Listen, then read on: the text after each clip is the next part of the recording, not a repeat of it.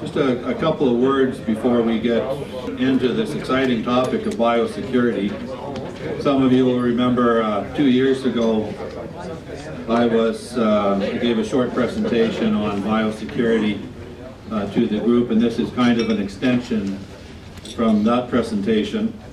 And how this comes to be is about 4 years ago, the federal government, Canadian Food Inspection Agency, invited, if you wish, the cervid industry, the Canadian Cervid Alliance, to participate in the development of biosecurity standards for cervid farms and across Canada.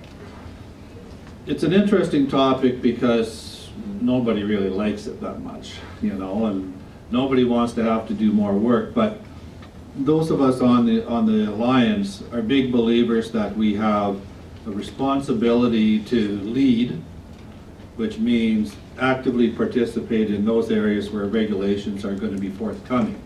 And biosecurity is not unique to this industry, it's unique to basically the world. It's not even unique to Saskatchewan or Canada any longer. It's a hot topic.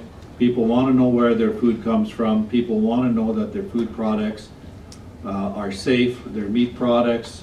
I remember about 6 years ago being in Australia, or pardon me, New Zealand, and as part of a trade mission, and going to a grocery store and picking up a carton of eggs, and every egg was stamped with a number, which, when we followed up on that, allowed us basically to trace that egg back to the farm it came from, whatever the terminology for the laying section of the barn. We couldn't actually trace it to the hen, but we could trace it to the farm and the barn on the farm and the date that the egg was collected.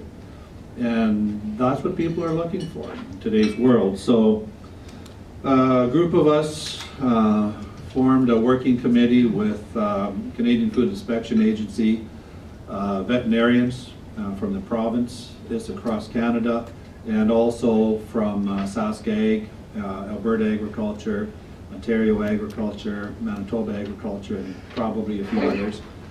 And we spent a horrendous amount of time, or what seemed to be a horrendous amount of time, going through and developing a biosecurity standard that followed a consistent pattern with other livestock sectors, and at the same time was reasonably manageable, I'll say, for producers as they work through their own biosecurity programs. So that program was paid for in part by Canadian Food Inspection Agency. Certainly the government of Saskatchewan came on side, I think about a year ago, and have led the process of developing a workbook, or paying for the development of a workbook, and participating in other areas that we'll talk about later to assist producers in the cervid industry to improve biosecurity standards on their farm if necessary. Some farms won't need anything, and some will need more than others.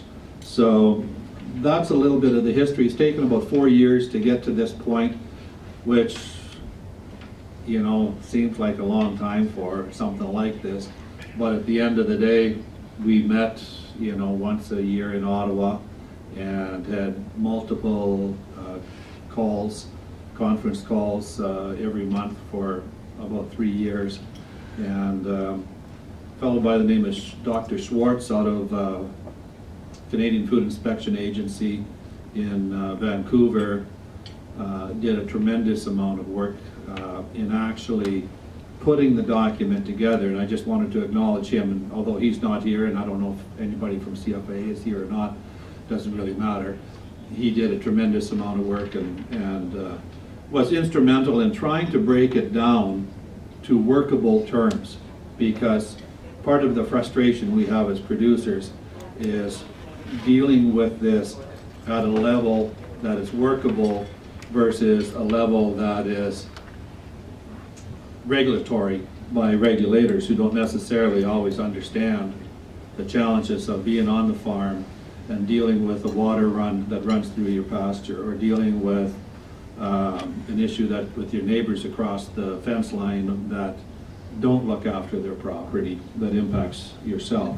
So this morning, what we're going to do, I'm going to run through a short PowerPoint presentation for you that's going to touch a little bit on and expand upon what I've just said. And then that's going to take maybe 20 minutes, and then we're going to hand out a workbook and some working documents. So this is going to be a participative process. What happens with that is you'll get a workbook and we'll go through, and I don't know that we'll necessarily make it all the way through the workbook. That's not really the intent, to necessarily create a full biosecurity plan for you today, but the intent is to get you started on the process and get you thinking about the process, and as a group you might have some ideas that'll help somebody else. So that's where we're headed this morning. So any questions before we get going? Ali, lock the door. We got it. All right, building biosecurity plan for your farm. So first, maybe a definition of what is biosecurity. Well, it's defined as a set of practices used to minimize the presence of pest transmission of pathogens in animals. It's based on 4 key principles: management of farm, management of animal health, management of people, and protocols and record keeping. Biosecurity is not a new concept. Many of the practices that you use on your farm right now are biosecurity based. And it's not necessarily an expensive or challenging practice to implement. And why now? I think this is a good question. I've touched a little bit on that. Animal health and welfare are intricately linked with food safety. All livestock sectors, with the support of CFIA going forward, veterinarians and so on, have completed biosecurity or are in the process of completing biosecurity standards for their industries. And again, it's not a Saskatchewan or a Canadian initiative, but it's a world initiative. And if we're going to compete in a world market, particularly in the food product areas, we have to ensure and have to move and maintain standards that are consistent with world needs. We all know what the impact of disease can be on our farms. Eligibility for the VHCP requires biosecurity standards. Just want to touch on that a little bit. Most of you, I'm sure, are aware of what happened with the voluntary herd certification program. That has actually now changed. They've dropped the voluntary, now they just refer to it as the herd certification program. We don't really know what the implications are there, and I'm going to create this scenario for you, and it's hypothetical, but what was it? Factual fiction, I think is the term that's used sometimes. If a farm comes down, if you're on the herd certification program, and a farm comes down with chronic wasting disease, one of the requirements now to be eligible for compensation is that you must have a biosecurity program on your farm. It isn't sufficient any longer to just simply say, I do it. You need to have and be able to document and demonstrate compliance to certain biosecurity standards, just as you do in any other aspect of your business. Whether it's in your house insurance, you have to demonstrate compliance to the policy to be eligible for that. If you don't, your insurance doesn't kick in. You've all heard me talk about compensation in cases of chronic wasting disease. I view the biosecurity standards and the herd certification program as your insurance policy and your protection against financial loss should you have the unfortunate reality of coming down with chronic wasting disease. So for me, that's how I look at it.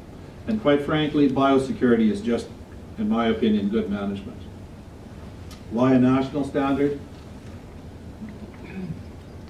To me, again, self-explanatory. We want to ensure that producers across Canada are consistent in the application of standards and practices. This standard was developed to serve as the national voluntary standard that supports a national approach to managing infectious diseases. And it's was originally designed to support and complement other management tools such as the on-farm food safety program. Here's an interesting line. It was not intended to be adopted by federal, provincial, or territorial governments to be used for any law or regulation within the Cervid industry. And that was something that we fought long and hard to ensure that that standard was paramount and clearly stated, because as we all know, sometimes what's voluntary ends up to be mandatory, and we did not want to make this a mandatory program, but we felt as the Alliance that it's our responsibility to put the tools in front of you, and then after that it's up to you to decide what you want to do with them. The benefits: ensures farm operational standards are consistent, aids in market development.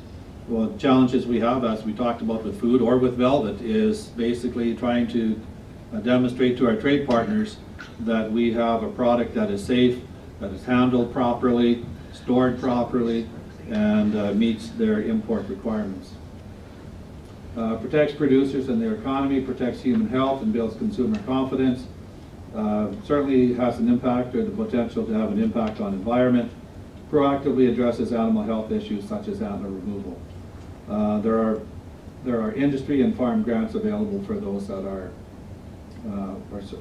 certified in biosecurity. I should mention that now.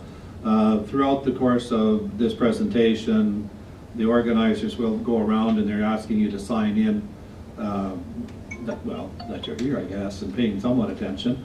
And from that, you'll be issued a certificate of completion for biosecurity training, which will then potentially qualify or move you towards eligibility for biosecurity improvements on your properties that are then become eligible for, I believe it's 50% reimbursement. And we have a speaker at the end of my presentation that's going to speak to you a little bit more about that program. So there's also potentially a financial reward for your participation this morning. Well, what the standard is and what is not. It is voluntary, it's not mandatory.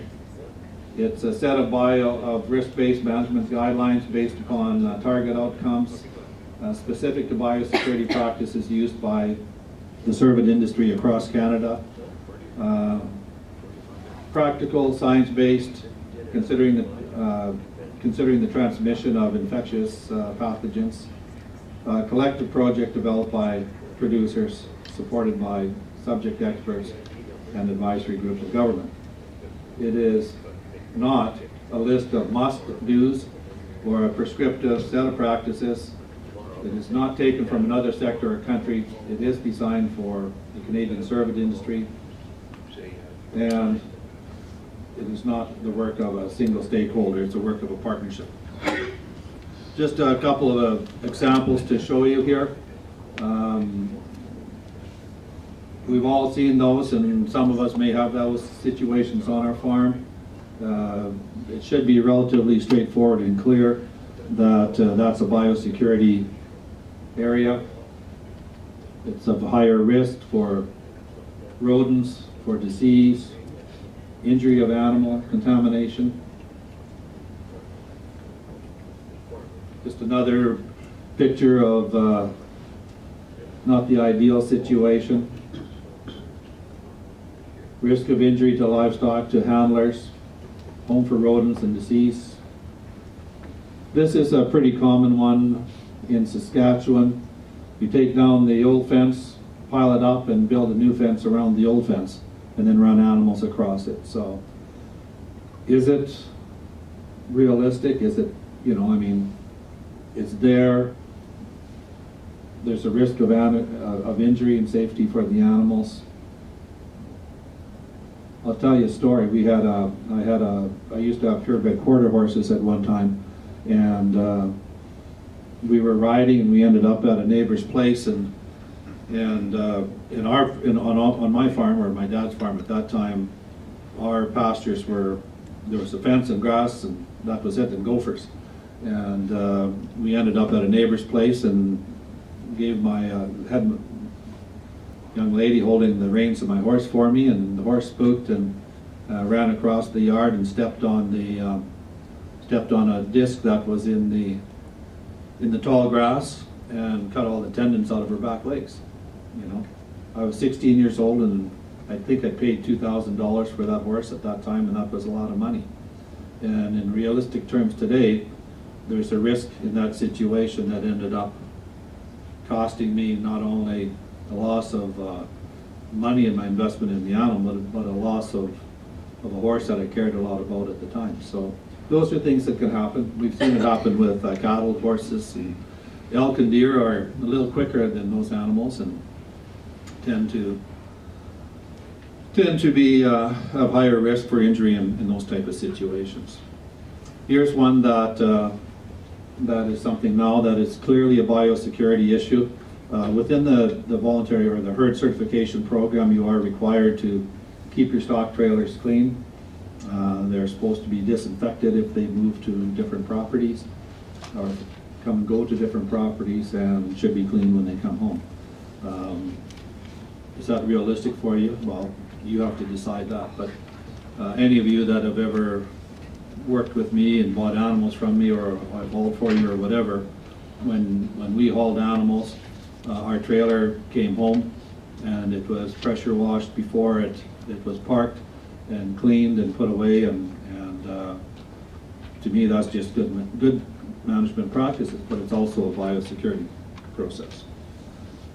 Rodent populations, I think there's, you know, this doesn't apply to our friends in Alberta, but it does apply to us in Saskatchewan, right? There's still a rat around in Saskatchewan apparently, and you know, those could be obviously carriers of disease as well.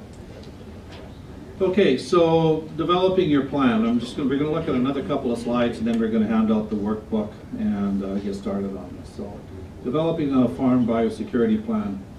Really, planning, whether it's biosecurity or business operations or whatever, has really 4 fairly common parts. Assess, identify and evaluate the animal health risk posed by pathogens and pests. Plan, develop your plan, implement your plan, and monitor your plan to ensure that the plan is working. And the 5th point, although not there, falls into probably 1A, which is reassess and amend the plan to meet the standards that you're applying. Well, how do we get started? Well, we'll stop right here, and I'll ask the presenter, some of the group, to hand out the workbooks, and then what we'll do is we'll go through the workbook. Can you hear me okay? Yeah? Connie, can you hear me? So you have in front of you a biosecurity workbook. You will see on the cover, it says Biosecurity Plan 4. That is where you put and can put the name of your farm or your friend's or neighbor's farm.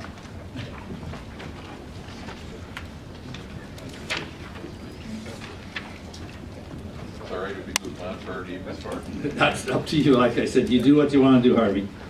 So again, this is a voluntary plan, but we talked a little bit about the importance of biosecurity standards, and this is a workbook. The workbook has 3 parts.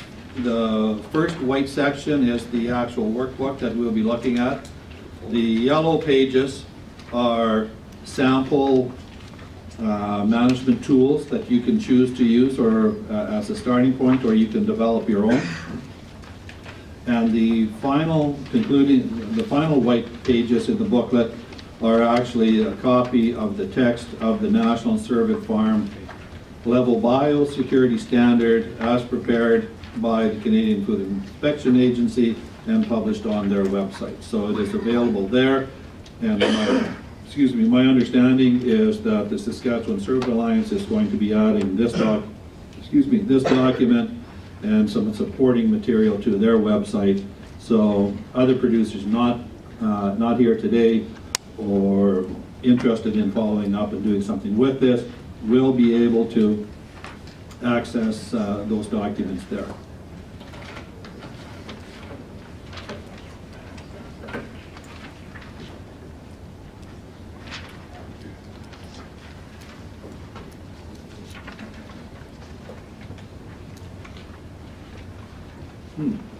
Felicia? It doesn't show on this sheet. I know. Okay? Sorry. That's okay. No, that's fine. Okay, so let's just take a look at the workbook.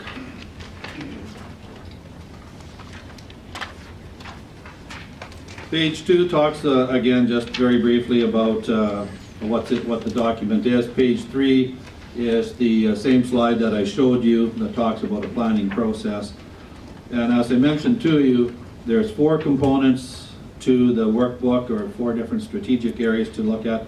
What we're going to do, and what I would encourage you to do, is we're going to look at each of these strategic areas. We'll look at the target outcome, which is sort of where you want to end up.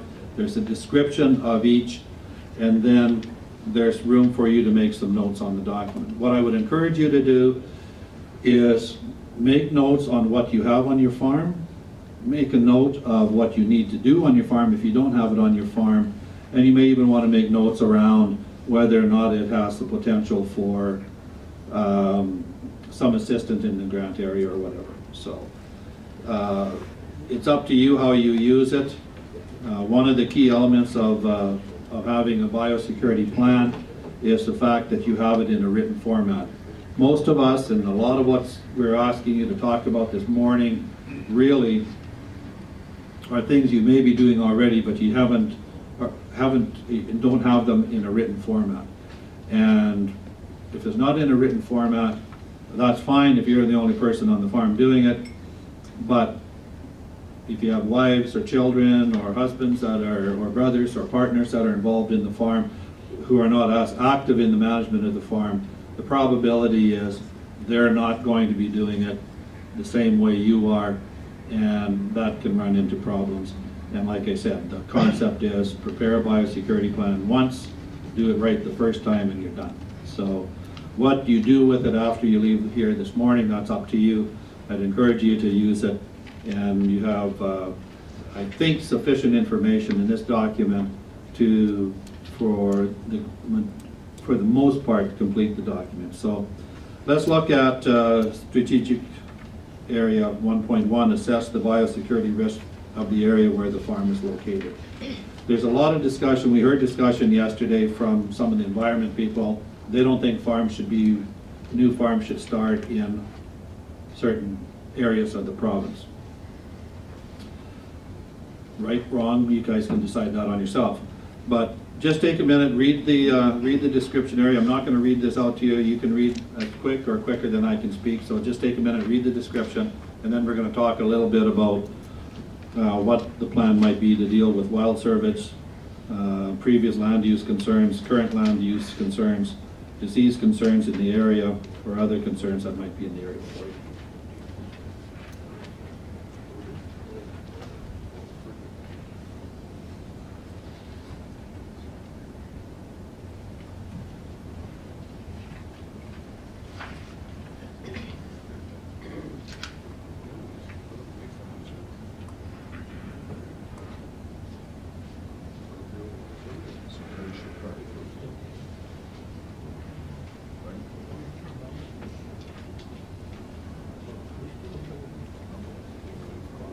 Okay, some of the questions are maybe a little bit easier to deal with than the other as we work through this document. So what do you do with wild cervids in the area? Are they a concern? Do you care? Do you double fence? Do you shoot them? You know, what do you do? You don't necessarily have to tell me, but, you know, make a note. Anybody have any comments you want to make about that? Well, what's the right answer? What's the right answer? I don't know that there's a fixed. You know, Greg, you got lots of questions. They No answers. no answers. No, I don't know. Well, what do you think the right answer is for wild cervids in the area? Is it possible to get a copy of my talk from yesterday? Yeah, well, we had a fellow speak yesterday about what happens with wild cervids and his personal experience. So I mean, maybe part of the answer is that we need regulatory change so that you can deal with wild cervids on the fence in an area that is compliant with the law, and you're not going to end up charged by the conservation officers. You know, maybe instead of double fencing, maybe we should have 10 feet of tilled soil around the perimeter of our fence. Well, it could be something as simple as just having some kind of plan to check your fence every once in a while, because the fence one day works, next month later it doesn't work, and there's a whitetail that scoots in under the fence, so just even a maintenance program for the fence. Yeah, exactly, yeah. Well, there you go. There's Earl? I think an important part that came out of yesterday is before you do anything, check with the authorities to get permission. So you understand what the laws are on dealing with it. Yeah. Yeah, because if you do something on your own, then you're subject to their discipline. True enough. Okay. So there you've got 3 or 4 different ideas that are all very relevant to managing wild cervids in the area. Let's previous land use concerns. So this is for the folks that are looking at starting a new farm. Are there concerns on where you put your farm? Yes. Okay. And what would they be? What was on that land before? Okay. Field So. life or whatever, yeah. So if you had a sheep on the land before, there's a potential scrapie issue as an example, right? So this is an opportunity for, and whether you have you're looking at a new farm or you're looking at your existing farm, it's still a relevant question. If you have an elk or deer farm today that had sheep or elk or deer on it in a previous situation, this is an opportunity to note that. And there's really not much you can do about it, but it's information that is important to have, or may be important at some future point when you're looking at disease outbreak or the sale of your property or whatever. What about current land use concerns? Same sort of thing, right? Well, One of the things that come up when I'm out doing certification is bodies of water that communicate with your pastures. Right. You know, are they in conflict? Certainly if you're planning something new, know what the pitfalls are so that you can avoid having to change things. so that's a really good example, is water on your perimeter, shared water sources, water runs, a creek through your land. Even if you have an area of, what about an area of, you have a forest area, a lot of trees in part of your fence that, or your pasture that runs into forest area outside of the fence. I mean, those are things that all give a better perspective or a better visual. And sometimes by just jotting them down, the concept is if you write them down, you'll be in a better position to see it from a third eye, looking in and then decide on an action plan. Disease concerns in the area. That's another one. Okay. We've already heard, we saw the map yesterday about chronic wasting disease. In Manitoba, there's the park and potential TB situations. Are those concerns that need to be dealt with? Or are there other concerns in the area? So you get the idea. So if you make notes now and if you work with it, you're 3/4 of the way to having a plan completed when you leave here this morning. Turn the page, please, to page 5 and assess and identify risks on the farm. Again, target outcome is areas of risk on the farm are identified and managed to reduce risk. So I'll ask you to just have a quick read on that.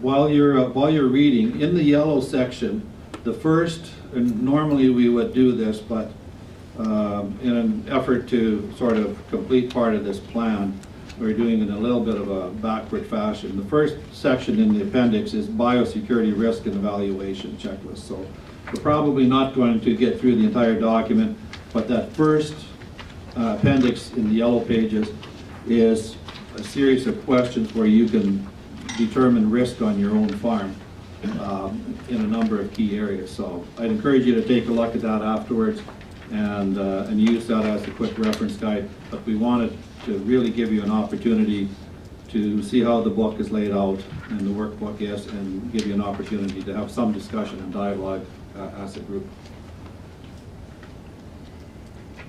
Okay, so it says identify high, medium, and low risk areas on the farm, specific to feed storage, handling, dead stock entry point, and the treatment of animals. So,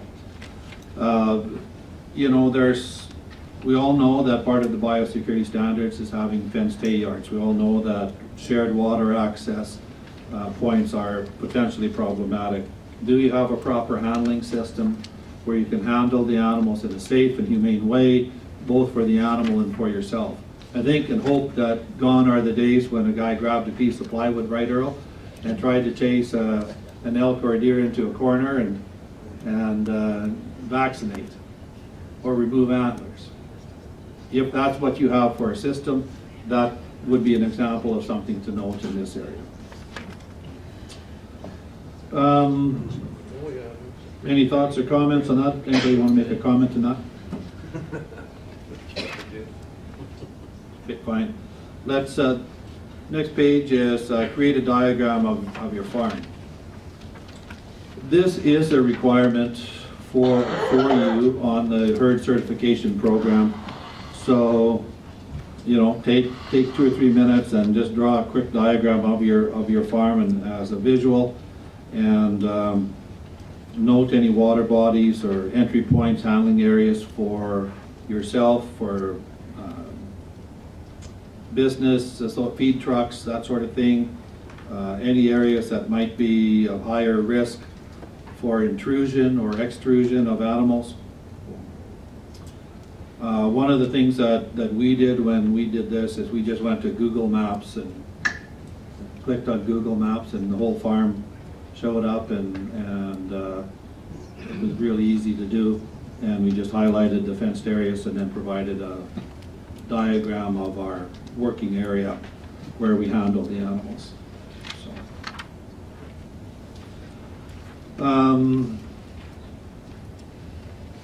So you can draw a picture of your area on the farm. You don't have to do it now. You can do it later, whatever you want with that. But that's just a requirement. And the concept is as you work through the document and as we look at some of the appendices, you'll see where how it ties together with additional documents. 1.4, this is an area of interest. Clean and disinfect facilities, equipment, and vehicles. Target outcome is cleaning and disinfection methods that are effective in reducing the risk of disease transmission or are established and are used for facilities, equipment, vehicles entering or exiting the farm. So for example, I was talking to one of the producers yesterday, and they said when Canadian Food Inspection Agency officials or even your veterinarians come to the farm, do they go straight into the handling system, or do they check at the house or wait for permission to come onto the property?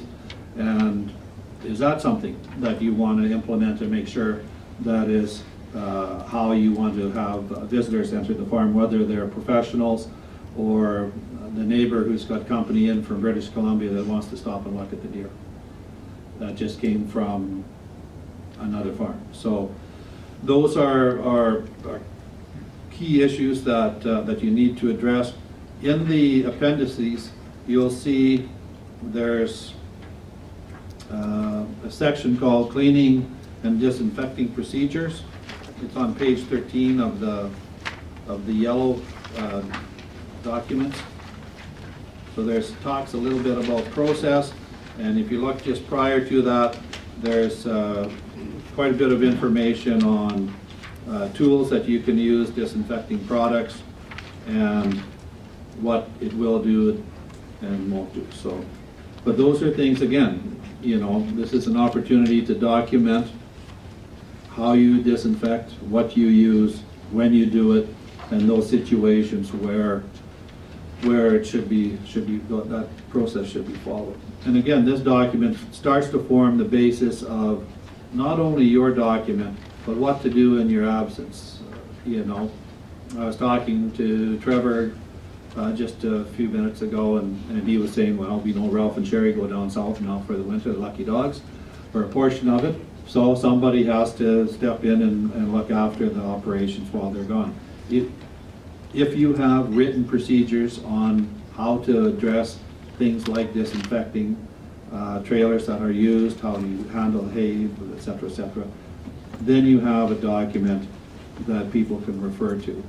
What do you do, and again, talking about situations where people come in for visits, and so on and so forth. So, I don't know if you have to do anything here, but I mean, maybe document those situations where you disinfect. What do you do after you finish removing antlers? You walk away and leave the system covered in blood? Or do you wash it and disinfect it? Is there any value?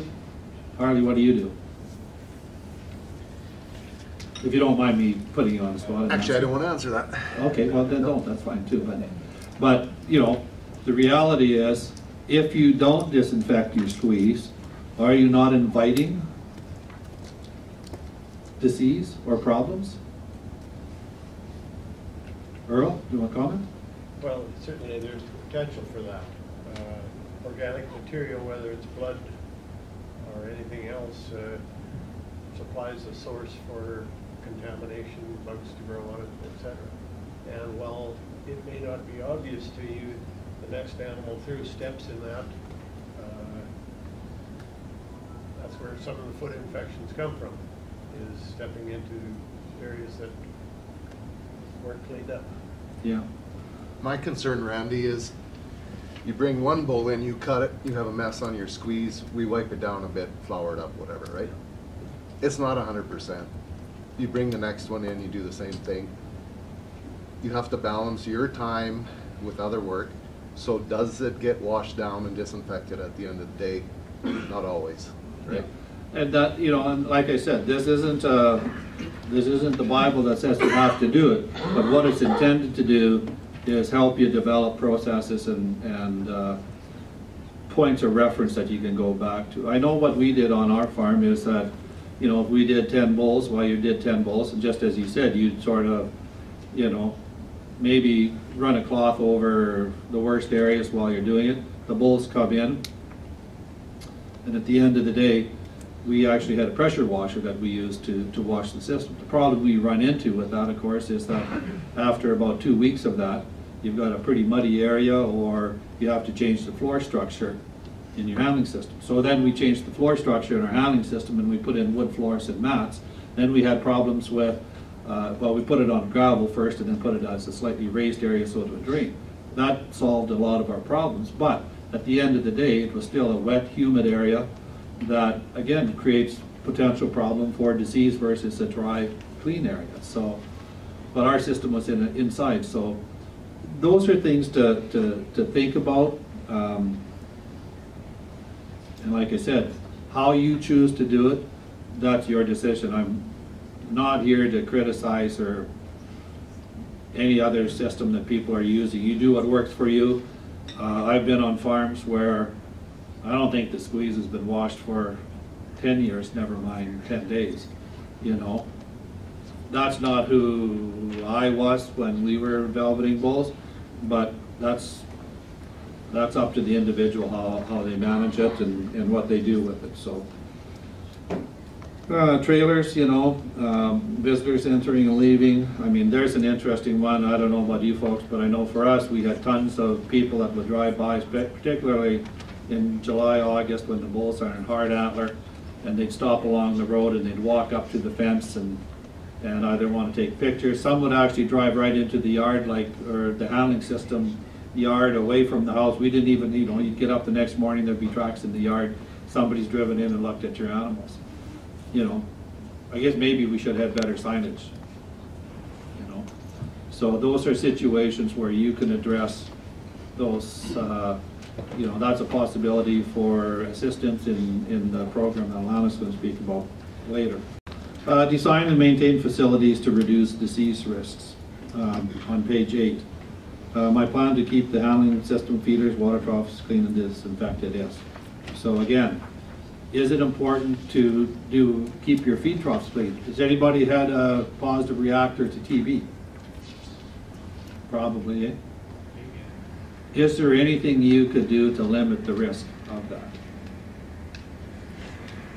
Lauren, what do you do with the reindeer? Do you, with your feed troughs, do you disinfect them? Do you have a problem with birds flying in, fecal matter, anything like that? Well, the big best, the ravens are the worst ones. Yeah. So why are the ravens there? Where the animals are, they're 5 miles from a dump, From a which? from a garbage dump. Oh, okay, so you have ravens, yeah. But do the ravens, are they there if there's no feed in the feed bunks? They're always. There are always some around? They're on the flight pattern. Okay, they're on a flight path. Is there anything you can do to address that potential problem? And there you have an answer. Yep.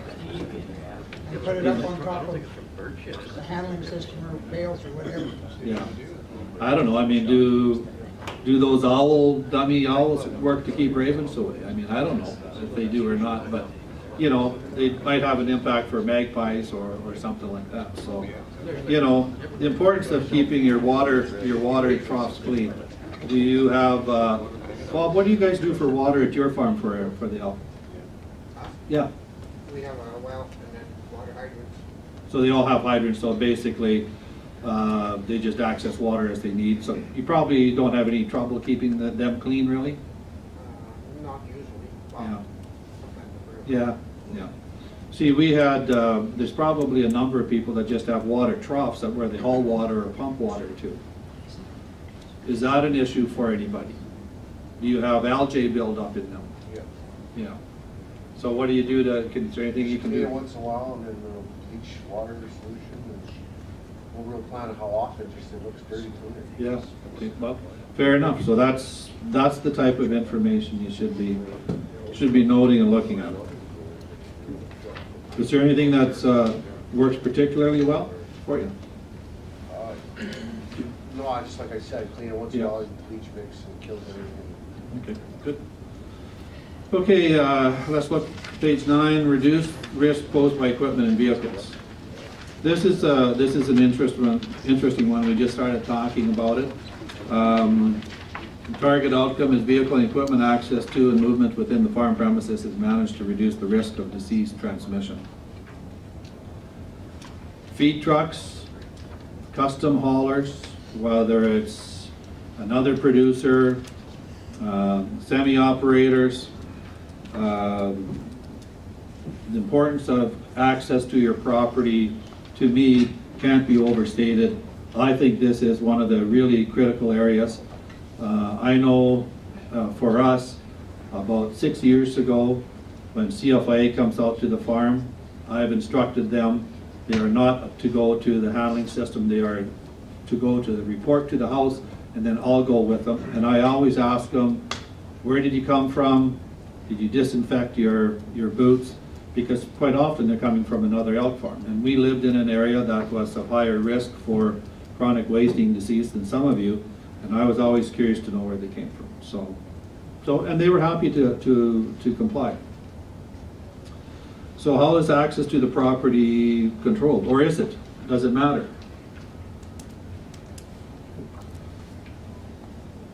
Randy, can we just back up for a second? Sure.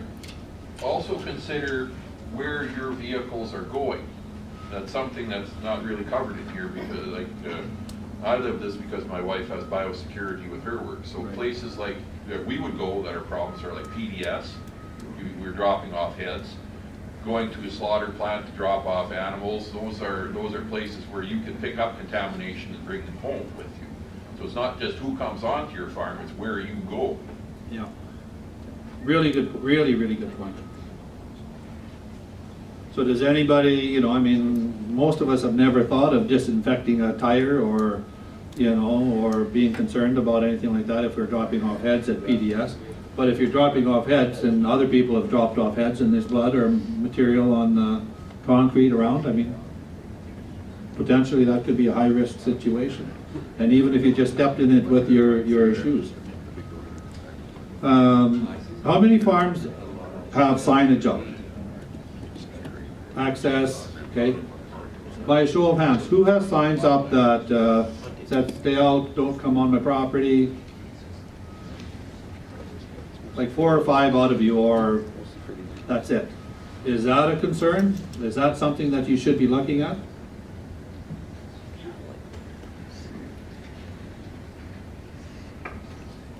Randy? You got signs up, don't you? Yeah. Do you have trouble with trespassers? Not usually, no. Not anymore? Did you at one time? Salesman. Salesman? Yeah, okay. But anyway, there's an opportunity. I think this is an opportunity. Again, you use your farm diagram to decide where your signs need to be. Signage is something that is clearly an opportunity to access through the program that Alana's going to talk about. Visitors and vehicles are controlled by. In your yellow pages, there's a sample visitors log that you can use, where you can have people sign in, sign out, or just simply record. Now, it probably doesn't seem that important when Frank from down the road or Cousin Bob comes over and you're going to go out and look at the animals. But it becomes important because things like feed trucks coming onto your property, trailers coming onto your property, anyone else that's coming onto your property, including CFIA, veterinarians, other game farm people that are coming onto your property to either look at animals or to buy animals. We had a group come over from Vietnam that toured our farm several years ago, and they were hosted by Norelco, and Norelco had biosecurity suits, biosecure suits for them. They had booties and coveralls, paper type coveralls that they wore when they came onto the farm. Similar to when you travel outside of Canada, what's one of the questions they ask you? Have you visited the farm in the last number of months or days? Excuse me. Yeah. Vehicles that actually enter into the enclosed area or just come onto your farm in general? Like feed trucks come onto our place, but they don't come into the actual fenced area of your farm. You still need to consider that up. What do you think? I would say no. Okay. So let's paint. Close proximity. Yeah. No, I know that's a question that we spent, frankly, hours to the point of nauseum discussing in Ottawa, that very question. Because here's the scenario. So now one of the requirements is to have your, under the HCP program, is to have your feed in an area where wild service don't have access to. So let's say that you're dumping grain into a hopper bottom bin. Your feed truck comes onto your property, is going to dump the grain, dump into the hopper bottom bin, right? Yeah. They're not going into the fence area. They're just reaching over the top. Yeah, so, you know, ideally, the scenario that was created was the hopper bottom bin would be in a fenced area, and the guy reaches over the fence and fills the hopper from there. Right. But it should still be recorded that he was on the property but did not access the actual enclosed areas. So, but that, again, that's up to you. You determine the risk in your own situation, and you know, I guess you could paint the scenario where I come over to your farm and we're going to look at your animals, and we park the truck and I get out of the truck and we go for a walk, and there's fecal matter on my tires or my boots or whatever, and you come along and you know, I mean, you can create whatever scenario you want.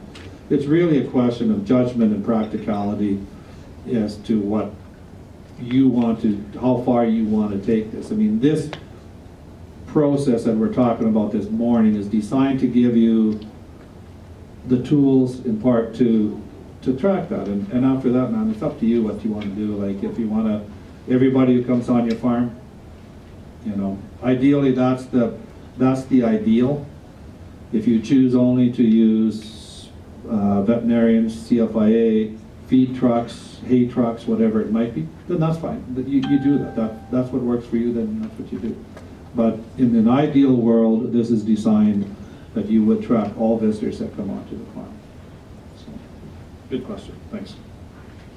Randy, is this more for, like, say you do have a problem, you do come down with something, then they can go back and they look at your logs? Well, it provides a history. The question was, is this designed if, in case you have a problem, that people could go back and track what's happened?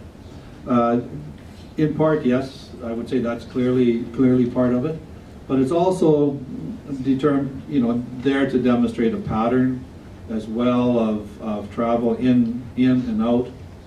And if, you know, I'll use myself as the example because we don't have any animals on the farm anymore. I go to your farm and you know, 2 weeks later you find out that we have CWD on our farm or brucellosis or some other disease.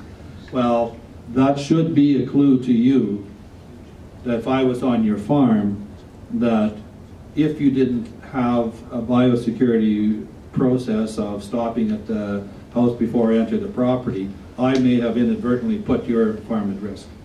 So it's information, it's a collection of information and data for you to use moving forward. My question, Randy, would be how far do we have to know, or how do we know how far we have to go to be eligible for compensation then? Well, we don't, and that's part of the challenge that I mentioned at the beginning, is because you're expected within the HCP to follow a biosecurity plan or standard. And the fact that you're attending and listening to this rather exciting, dynamic topic this morning is a good indication of how you are being proactive in moving towards biosecurity standards. But you can walk out of here and not change anything if that's how you feel, or you can take the information, because what this is intended to do this morning is highlight those areas that might be of concern on your farm. And when you go home, and if you look at the yellow section on assessing, it talks about, you know, good, moderate risk, low risk, or high risk. And you can identify on that worksheet a snapshot of your farm as to where the risks might be.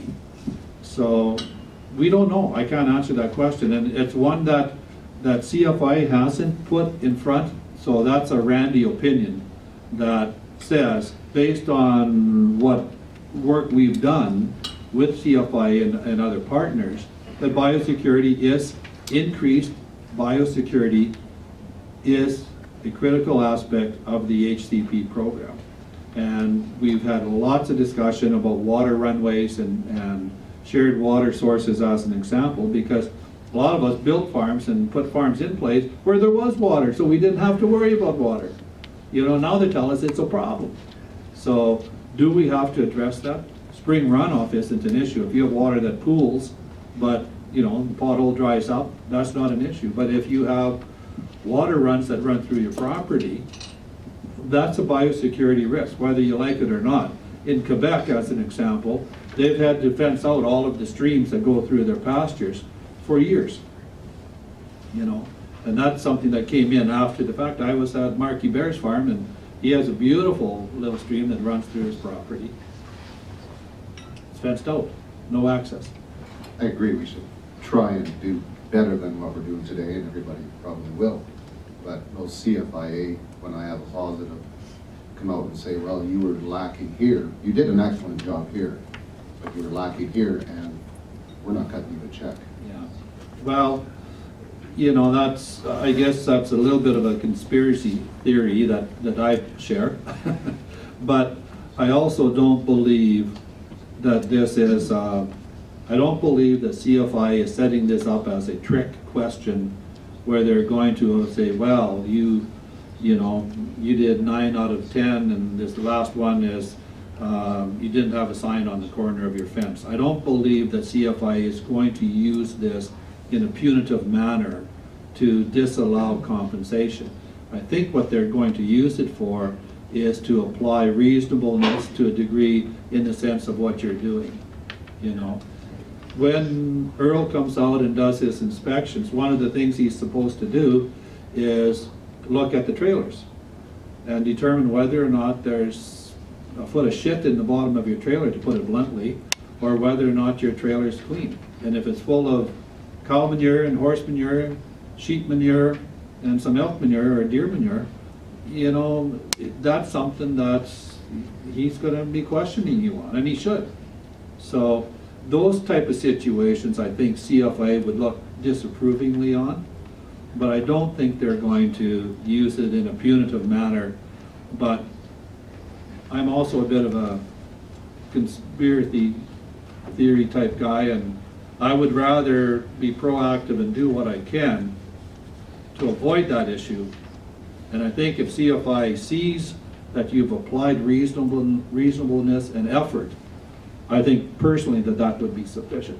But, you know, we don't really know. I can tell you that I'm involved in a couple of cases where people have had CWD, and biosecurity has not been raised as an issue in those cases. That doesn't mean it won't be at some point, nor does it necessarily mean, it may simply mean that the farms that have been involved to date are they're certified farms and are compliant in a lot of areas. I think the key areas are things like feed containment, water access, trailer cleanliness, management around how the animals are handled, and access to property. Those are the ones that I think are most important, but you might think there's 10 more. Yes? Can I just make a comment to Please. that? And just as a disclaimer, which I'll make at the beginning of my presentation, I don't work for the government, so I like to put that out front. But we have had a bit of a discussion with them about, thank you.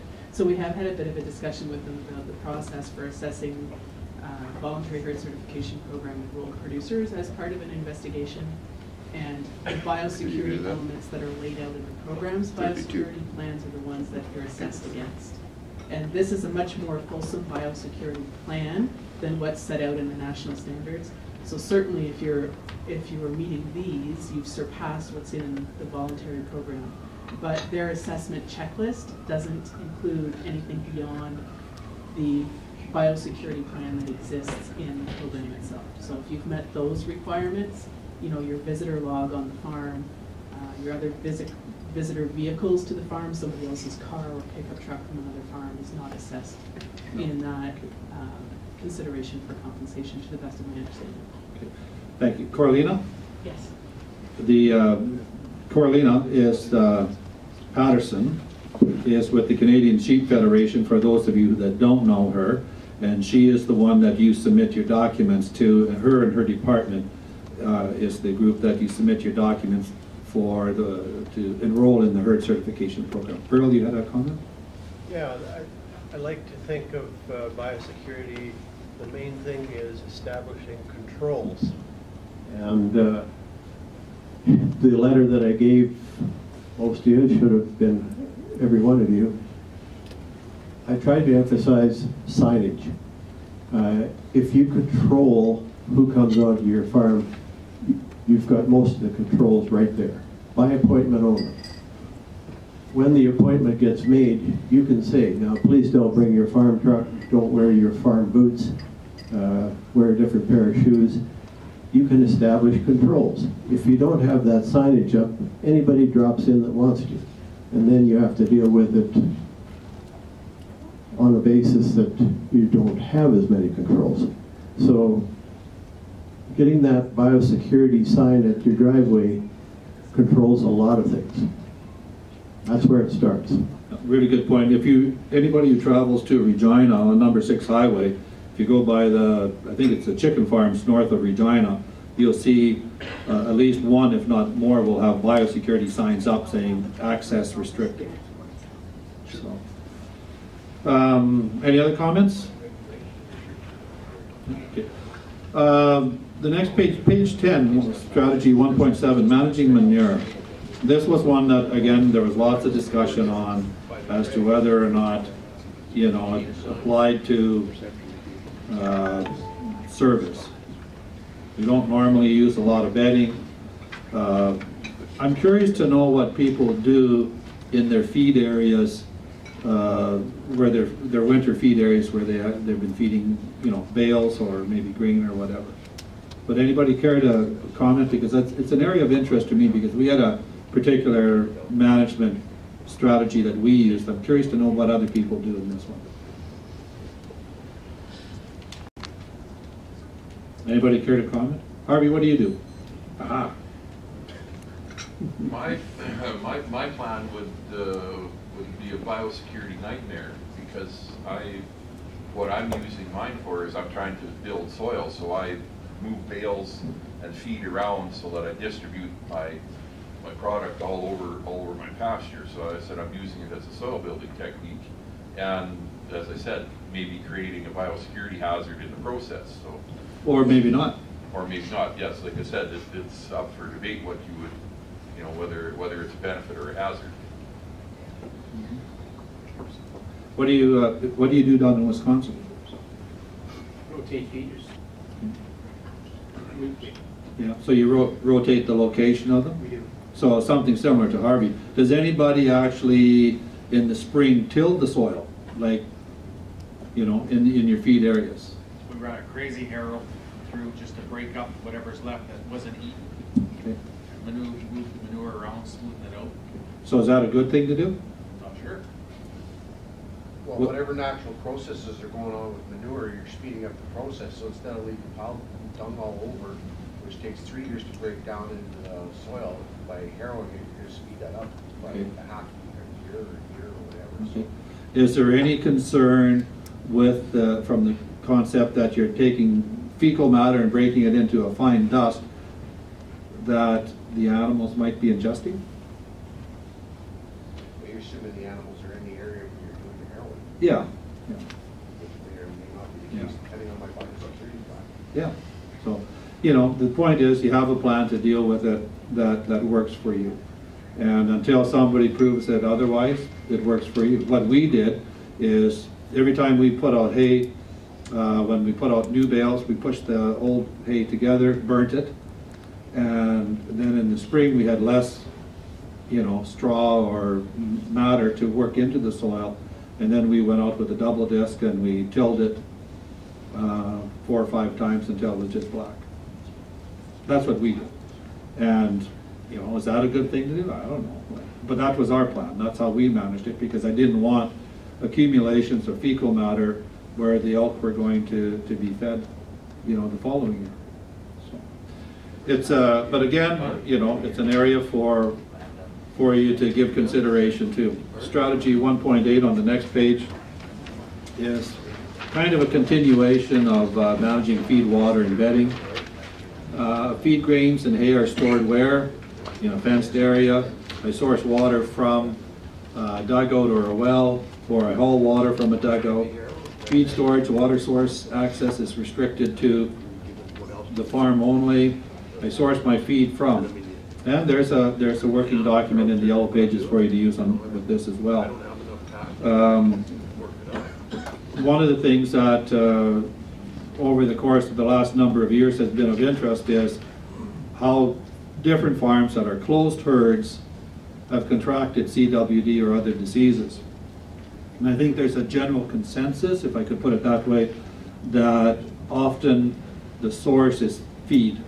And whether you're buying a processed feed or you're buying hay or grain from a neighbor or an area that's highly contaminated, those of you that have been around a while will remember about 5 years ago when Penny Greenwood, Dr. Greenwood, was in Saskatoon and talked about zoning, and the fact that part of their strategy at that point was not to allow feed grains out of Saskatchewan into other provinces.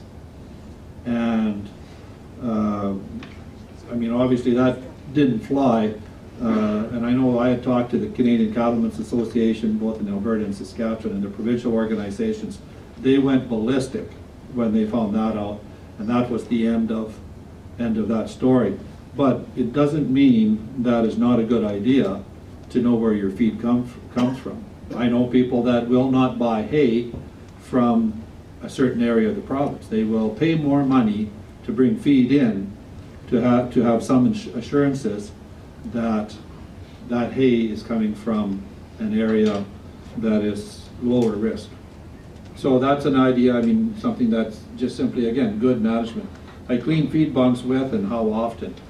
You know, that's a tough one depending on the type of feed bunk you have. We had both wooden and plastic.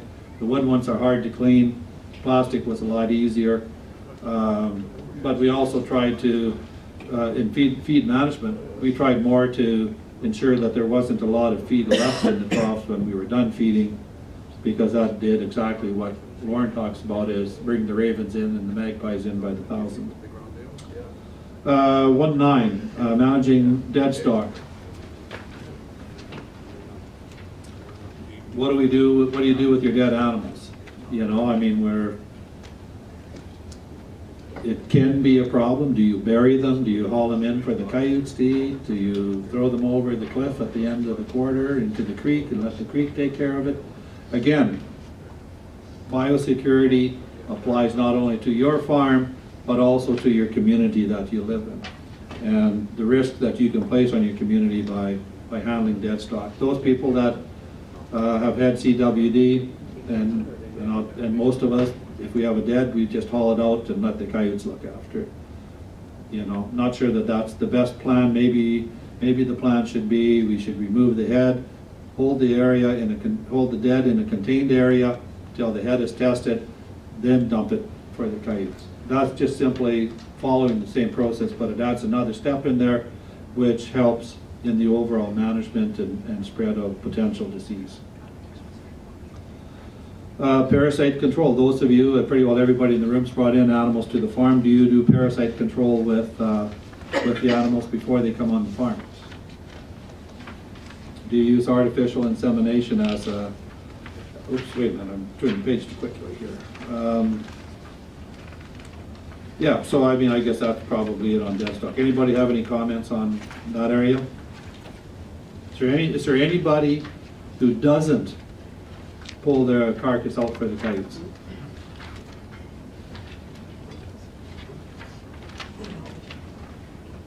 No? I have a pit, like a long, deep pit, but I mean, eventually, you know, as I put animals in, I cover it and I keep it in the same spot. But eventually, you know, they can get in there and they dig at it. But I do my best to try not to have exposed animals at all times. So. Yeah. Makes sense, right? Yeah. Anybody else comment? Connie? You burned them? You have a few. Cremation? So how do you burn them? Do you... Oh, okay. So you actually have a wood and... Oh, wow. Wow. Earl? We had, unfortunately, a conference in 2006 because we had 660 head die of anthrax. And I can tell you how much wood it takes to burn up a 1,000-pound cow, let alone a 1,500-pound one. And it's a difficult process. It takes a lot of firepower to do those. I think far easier with today's equipment is to have more like a landfill trench where you can cover them in a reasonable way and it can be fenced in. We burnt a lot of animals that year, but the work and the cost was way more than we thought it would be. Yes, I'm sure of that. Okay, so let's look at, that's the first section. That gives you a concept of how the workbook is going to work for you and what you can do with it. Principle 2 is animal health management practices, with the goal of maximizing health, well-being, and productivity of the herd by implementing a herd health program, managing cervid movements, and minimizing contact with other animals. And it goes on and it talks about parasite control, how do you access a replacement stock, do you have an isolation pen for them, do you control, do you just bring an animal in, buy a new breeder stag, buck, bull, and just turn him in with the cows right away? Do you put him in a pen by himself or with maybe one other animal? Ensure that he's been ivomected or he's healthy for a period of time. Is that important to anybody?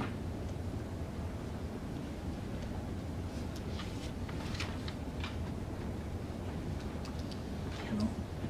Lyndon, what do you do? Or what would you recommend? Basically, got a close herd, so I don't bring animals in. Yeah. But back when we did bring, and I guess a few years ago, brought in a bull, and I guess everybody did bring in a bull, which is very young. But it's a good idea to keep it separate, you know, for a while, for sure. Yeah. For those of you selling animals, do you treat for parasites before you transport the animal? should be discussed with the destination. Sure, okay. Depending on what their program is. Yeah, so you want to make sure that you match the program of the buyer. And if you can do it while you're loading the animal, that works in everybody's interest. But if you have that trailer with an inch or 2 feet of manure in it, does it really, you know, becomes another issue. Earl? We did sell some animals off the farm last year, and I encouraged Todd to treat several days before they moved. Right. Because it takes about 5 days just for the variety of parasites to leave the animals. So I always encourage, if you can, to treat 5 to 10 days before you move those animals to the new farm. And it's just another good management practice to say, we care that we're not sharing our problems with you. Yeah, I absolutely agree. So it isn't just sufficient to, as they're getting on the trailer. It should be happening prior to, so that if there are any parasites, they're shed before they're relocated. Okay, cool. Thanks. You know, this is the whole concept of farm management around animals and how you introduce new genetics onto the farm is one of great discussion, because of course we're all in the business of selling animals, and if nobody buys animals and you only use artificial insemination as a way to introduce bloodlines, that kind of takes out the saleable market or main part of the business. So that becomes an issue for discussion that is separate from this, but something that needs to be, discussed at some point, and people need to make those decisions about closed herds or introduction of new bloodlines by AI or whatever it might be. 2.3, minimize contact with other livestock, domestic animals, and pests. Connie. On the AI, that is one of the things that CFI is attempting to change in the new. Sorry.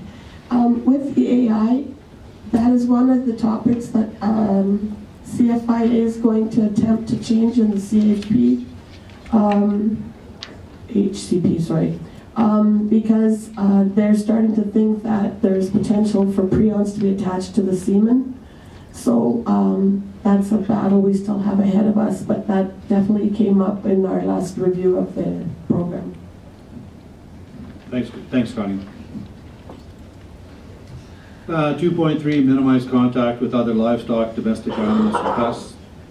Fence maintenance, ground clearance at gates, double gating, feed spells, access by other species to your animals or your animals to other species, and pest management. There's an opportunity to note what areas of concern you might have there and how you're going to address them. Strategy 2.4, develop and implement a herd health program. I should just probably ask Earl to comment on the importance of that one. Premise ID, animal ID, vaccination program, storage and disposal of vaccines, needles, and so on, veterinary contacts, individual health animal records, post-mortem, and use of data to identify issues. Earl, you want to comment on that? Yeah, I could certainly comment on. Just give it a second. We going? Yeah. Okay. I could certainly comment on that, because it comes up many times a year where people forget their plan. And one of the typical ones with beef people for interest is 10 days after they turn the bull out to start breeding in the spring, they'll phone up and say, "Can I still vaccinate?" Well, that's supposed to be done a minimum of 2 weeks pre-breeding. And for those of you who have received my letter, you know that I encourage you to go to your local bank and get those great big calendars and fill the whole thing out a year in advance when you should do things, so that it's sitting there in front of your eyes and keep reminding you what time is the right time to do preventive medicine. And if you have a plan and it's right visual, it will work better. Your memory, for lack of a better word, sucks at times, and you get behind and then you do things wrong. So get a plan. Yeah, you're exactly right. Actually, on page 24 of the yellow pages, There's an animal health record where you can record the ID of the animal, medication, product, amount administered, withdrawal periods, or any other comments you want. So again, some of these will have support tools in the appendices that will be of value to you, and you might want to use those documents to assist you. Is there anybody in here in the room this morning that would care to comment that they, or indicate or discuss what they might have for an animal health management plan that's recorded? Maybe the first question is, does anybody have a recorded health plan going into this exercise? Way to go. Okay, there's a few. Good stuff. We didn't, but again, that was an error on our part, and I think we experienced exactly what Earl talked about, which is, well, I should have done that, and I got busy doing something else, and it's a little late. Maybe something I could share with the group, Randy. The university here in Saskatoon did a 2-year study where they went out and sampled for parasites on an elk herd for 2 years, because they were trying to find out when are the parasites the most active. And it turns out most of us were treating for parasites at the less ideal times of the year. If you want the best bang for your buck, as far as interfering with the parasite life cycle, the magic date, believe it or not, is July 16th. Well, the first thing that came up was, we don't want to touch our cows. They got baby calves at foot, and that's a place for a product like Safeguard, where you can go in there and make a difference. I talked a lot of people into using Safeguard mid-July instead of using other products on September 1st, and they noticed a difference. So timing is important, and if you don't know, ask. I'll tell you. Lyndon? Just in agreement with that, the product long range, you could put that before the females go to pasture. Yes, long range is new, and certainly one of the guys I talk to all the time, who I think most of you know, Bruce Friedel, he was the first to use it, and Bruce made a comment that really stuck with me. He treated his calves in early September when he was moving cows, getting ready for AI season, and his comment was that the calves going into winter were the best he had ever seen. We followed suit, and I think Todd will agree that our yearling heifers, some of them look better than our 2-year-olds after we did a similar treatment. And it's certainly something we plan to keep doing. And this year we are treating our cows here mid-April, we're hoping, so that the 120-day effect of long range keeps those cows clean, and in the process keeps their calves clean through the summer. And we're hoping that that will produce us a better calf come fall. Excellent. Thank you so very much for that.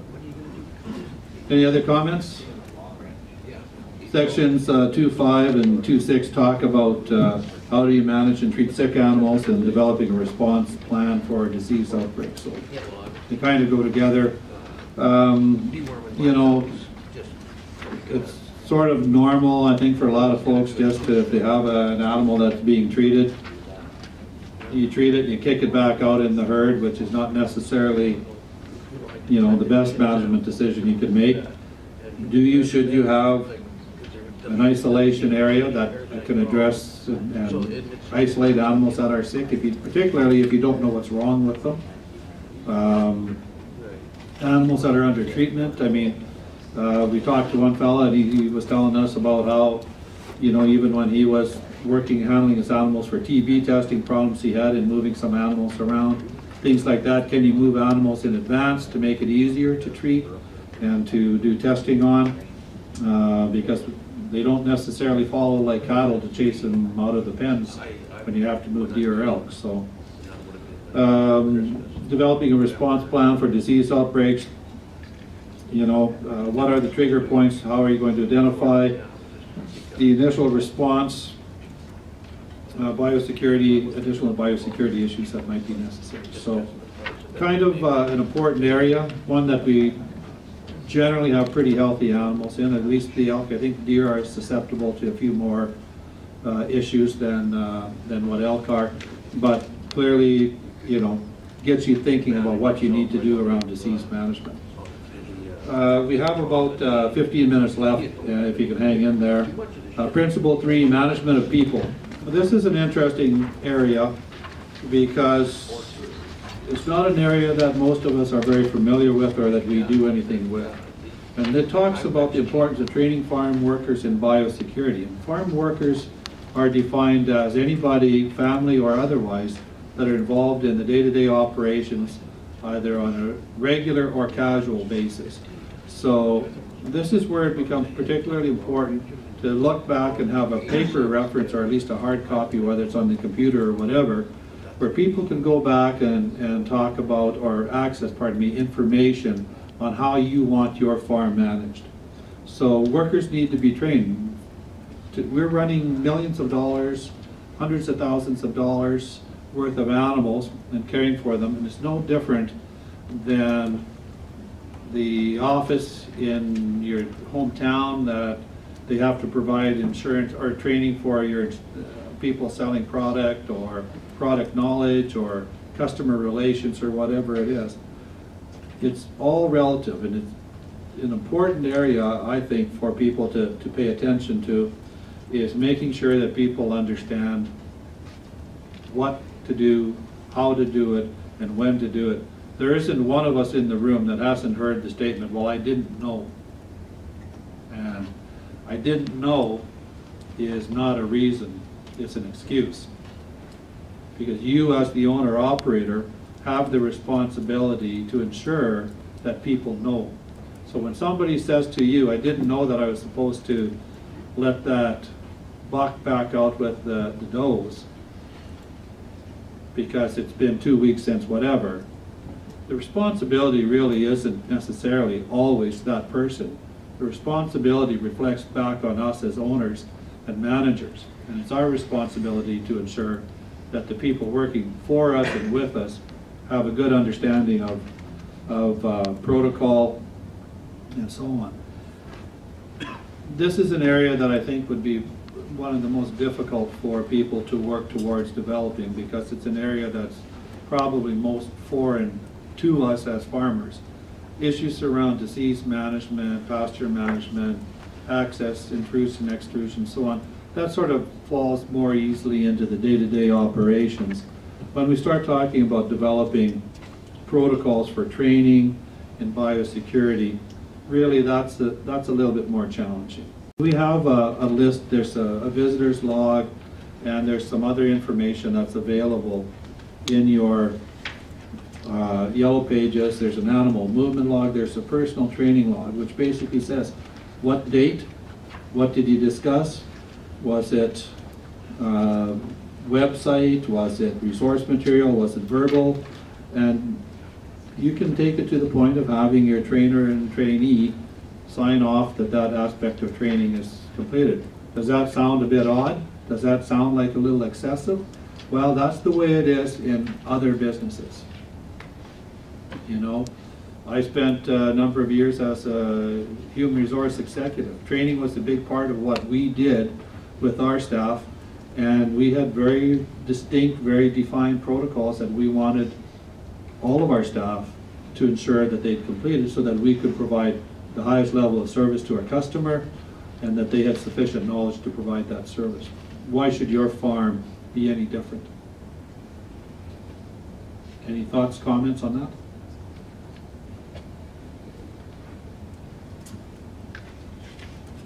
Training manuals is an example. A lot of this can be accessed off the internet. I mean, if you want to talk about safety procedures, there's lots of information out there about that. 3.2.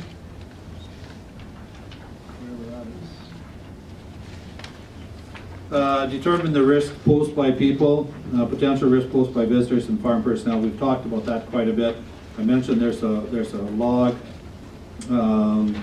for you to use if you so choose.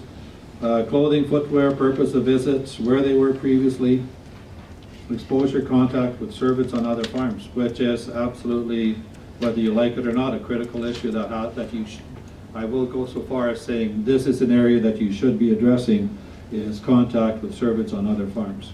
So, 3.3, develop and implement risk management practices for all people entering the farm.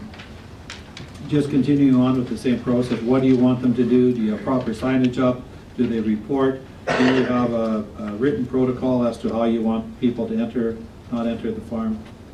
3.4, manage zoonotic diseases for family members, workers, visitors, service providers. Zoonotic diseases, there's really a disease, and this is not the technical definition, but the practical definition is diseases that can be transferred or potentially transferred from animals to humans. So, I don't know, TB might be one, I guess. Do you wash hands, clothing, handling animals? Is there any protocol around that? If you're exposed to saliva or fluids, disinfectants. Do you have disinfectant on site when you're handling animals? So if you're removing antlers, treating for parasites, for any other medical reasons, have you ever given any consideration to your own safety and the risk of your exposure to those animals while they're being treated? Earl, do you have any comment on that one?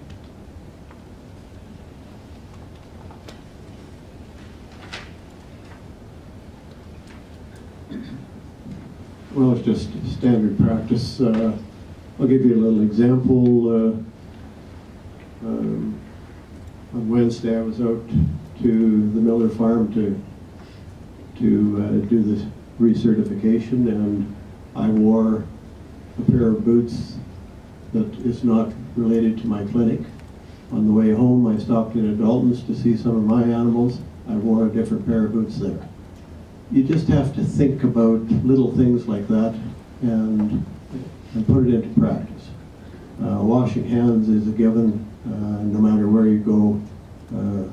Latex gloves are cheap if you're really handling something to protect not only them but yourself. It requires some thought and ultimately some action. Good, thank you. In the appendices, the yellow pages, there is a biosecurity planning for emergencies and also requirements, sample worksheets for you for workers, staff, and service providers. The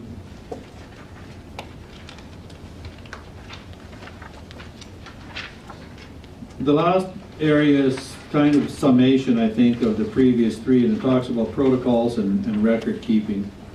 And it talks about the importance of having hard copy, be it computer or a workbook or whatever, for biosecurity, for herd health, for farm management practices and protocols, emergency farm management plan.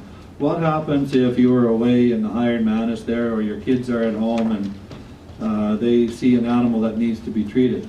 Who do they contact?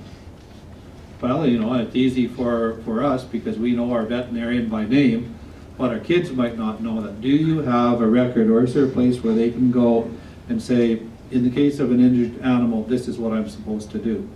Call the veterinarian. Mom or dad aren't around, call the veterinarian. Try to isolate the animal. Or they're calving. I mean, we've all had this happen during calving and fawning, where there's an issue and we have to bring in an expert, a veterinarian, to assist. How do the kids, or how do the hired people know who to contact if you haven't given them that information? And minutes, hours can be critical to the survival of that calf or fawn. 4.2, herd and individual animal health records. You know, you've heard me talk about this on other topics and how important it is to have herd and individual, not only health records, but individual animal records around pedigrees, around breeding programs, velvet weights, your management program with herd health. Whether you use the computer-based system, and there's a number out there that can be used, or you use ring binder or an old scribbler from wherever. It is critical, in my opinion, to keep that information for a number of reasons. One, it serves as a record for you so you can go back. Again, we talked yesterday to some producers, or one particular producer, and I was telling him about the favorite cow we had on the farm. And when I looked at her, after 3 years, she hadn't given me a calf. And she really wasn't my favorite anymore, you know. But she was still the nicest damn cow on the farm. And we actually had Earl out, and I think he pulled 3 of those cows. And finally he says, and I said to him, this isn't working. And he says, well, I'll tell you why, because she's about this wide in the middle, and she's never going to have a live cow. Oh, okay. If you keep records, you can track that information. If you've got 5 cows or 10 cows or does, you probably can remember it. But you know what? It's a lot easier if it's written down, and you can go back and say, oh yeah, 411, she gave me 3 calves every year, and they're the 3 best bulls on the farm, or they're the 3 cows that are the most fertile, or they're the biggest. But when you can go back, it's equally important to be able to say, not Dirty Rotter never gave me anything. She's headed down the highway. So I can't emphasize enough the importance of maintaining those records. You know, you can go into birth, weaning, weights, production records. Again, I think they're critical. If you know, I don't know how many people have scales. We've survived the industry without a scale, but you know, we sold a few animals, and people would come back and say they had a scale and the animal weighed this, or you sold a few animals for meat, and you could look at the list and say, well, our cows were the heaviest, or they were the lightest, or they were in the middle of the pack.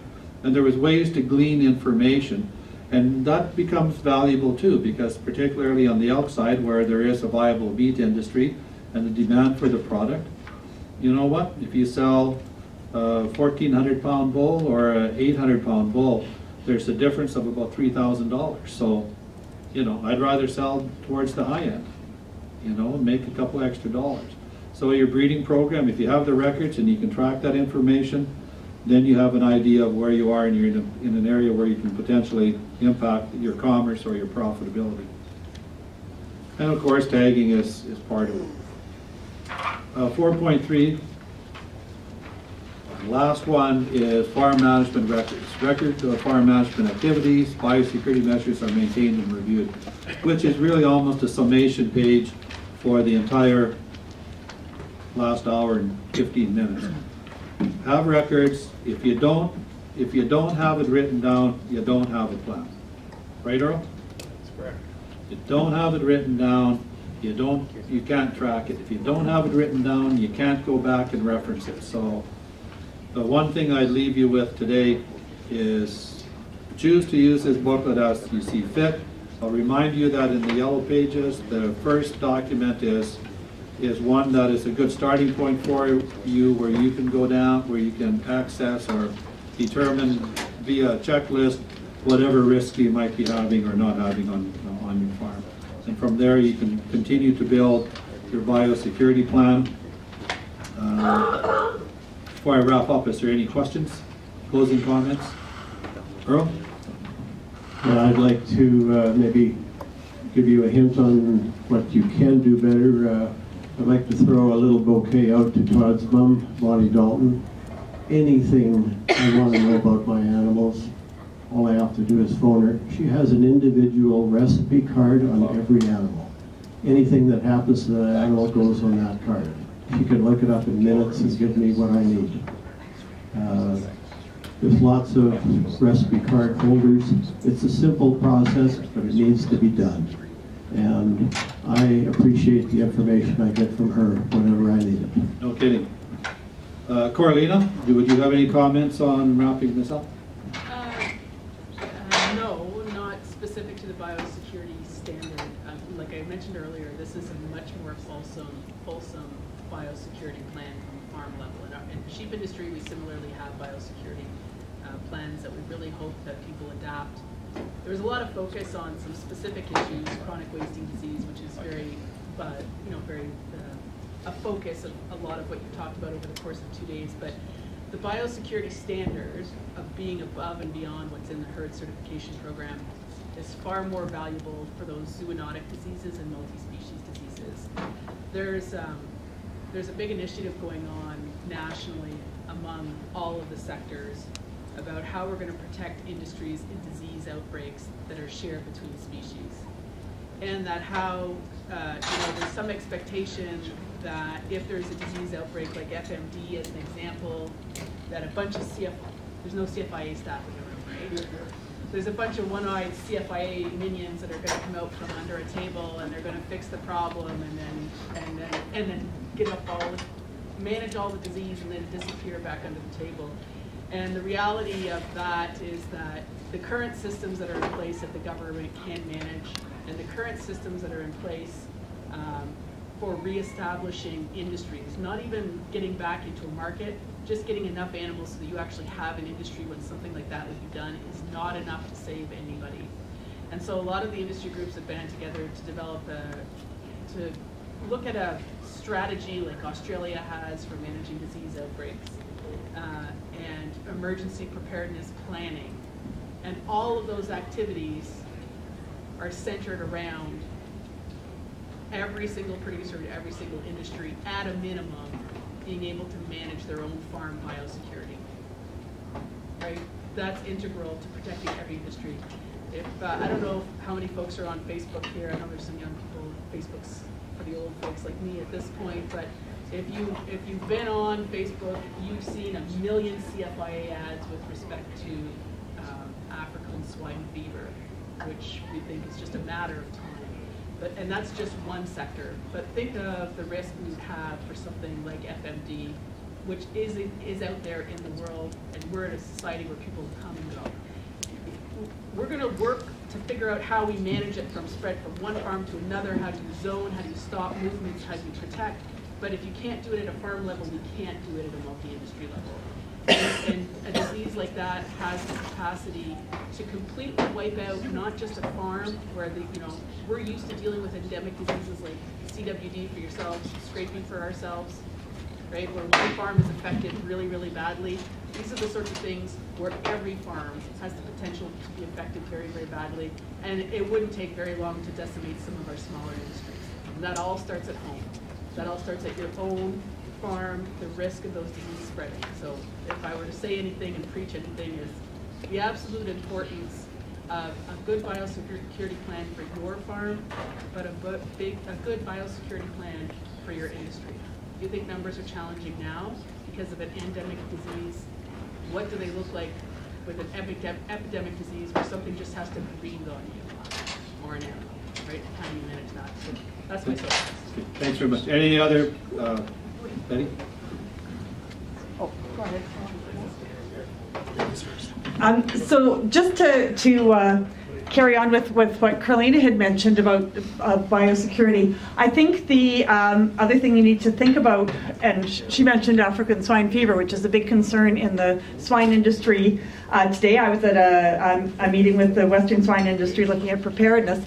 And one of the problems with African swine fever is it's spreading through wild boar through much of Europe. And wild boar hunters were contributing a lot to the spread. And it occurred to me there that we do have international hunters that come to Saskatchewan. What do they bring as far as equipment? Has it been used in other areas? I know we have people that offer wild boar hunts as well. Are those people using equipment or clothing that they used in an area of Europe where they were hunting wild boar that have African swine fever potentially? So I think that's just another one of those international biosecurity things that we need to be aware of that may not only affect the cervid industry, but could have an impact on the wider industry. If we got African swine fever, for example, into our wild boars in Saskatchewan, we would basically devastate the domestic industry as well, and our trade. We export 70% of our swine. So just the ramifications, I guess, beyond this industry as well. Thanks, Betty. Ralph, does anyone have software programs? You're talking about the herd health management or genetics or yes. All of the above? Yes. Yeah. Okay. I mean, there's a from a genetics and herd health management program. I mean, we use the Rancher program, which has worked really well for us. It has a pretty strong health management component in it, where we can schedule vaccinations, we can record all of the information, we can record all of our production by weight and so on. There's another program that CCA was involved in developing that's available through a fellow, and I kind of forget the name of it right now, I'm sorry. That is a bit more complex and more detailed, and I think a little bit more difficult to manage, but certainly it's another very good program. And I know some folks have tried to use some of the beef programs that are out there and adapt them to cervids, and I don't really know how that works. Does anybody want to comment on other than an electronic program? Because paper management we can do, and some of the tools are here. Does anybody else have an electronic program that they use that works for them? Ourselves, we use Ranch Manager. It's put out by Lines Edge Technologies. So if anybody's interested, the website's here. Okay. On the sheet. Excellent, and thank you. It's reasonable to purchase. It probably does more than I use it for, but it has my pedigree and the enter notes as far as the key stuff you're looking for. Yeah. Sure. Good, thanks, Harley. Well, with that, thank you for your attention this morning. I hope it was of some value to you. You can certainly take the workbooks home, and as I mentioned, there will be information available on the website for you to resource, and I'm sure that Saskatchewan Cervid Alliance will publish some additional information on some of the tools that might be available as well for you, and I'll try to do some research. One thing that I'll mention to you is that if you do want to develop a more detailed biosecurity plan for your operation, Saskatchewan Cervid Alliance has asked me to make myself available to assist in some way with you for the next 12 months, and I'd be happy to talk to anybody one-on-one at any time to discuss their biosecurity plan. I will say this, I'm not going to create a biosecurity plan for you, but I'll certainly help you with it and make sure that you're covering the areas, and anything I can do to support you, I'm more than happy and willing to do. And I think that would pretty much wrap up what I have to say. You want me to introduce?